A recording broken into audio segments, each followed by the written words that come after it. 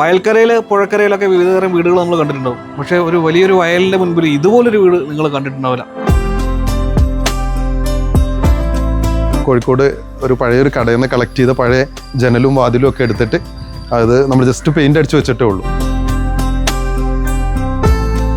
ഈവനിങ്ങിലൊക്കെ ആണെങ്കിൽ വീടിനും വേറൊരു ഭംഗിയാണ് തരും. ആ വയലും അല്ലേ, കിഴക്കോടെ പടിഞ്ഞാറോടെ സെറ്റ് ആവുന്ന സമയത്ത് ഭയങ്കര ഭംഗിയായിട്ട് നമുക്ക് ആ സ്പേസ് എൻജോയ് ചെയ്യാൻ പറ്റും.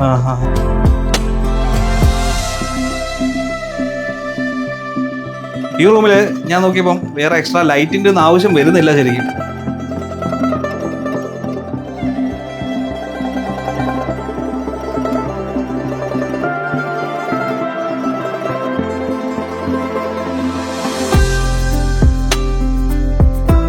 ഞാൻ പറഞ്ഞില്ലേ, ഒരു ബൊട്ടാണിക്കൽ ഗാർഡനിലോട്ട് കയറുന്ന പോലെയാണ് ഇവിടെ ഇങ്ങോട്ടേക്ക് കയറുന്നത്. ഒരു വലിയ മരക്കുറ്റികളൊക്കെ ആയിട്ടാണ് ഇവിടെ ടേബിളായിട്ട് വന്നിരിക്കുന്നത്. ഇത്ര നല്ലൊരു ഓഫീസ് സ്പേസ് വേറൊരു സ്ഥലത്തും ഞാൻ കണ്ടിട്ടില്ല കേട്ടോ. ആ സ്റ്റെയറിന് ഒരു പ്രത്യേകതയുണ്ട്.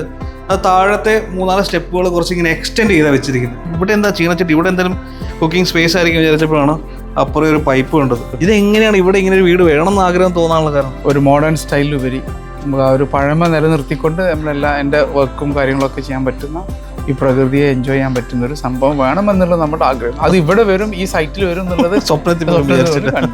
അപ്പൊ അത് ഡോം ഓഫ് തോട്ട്സ് അല്ല, beyond of thoughts. Beyond of thoughts.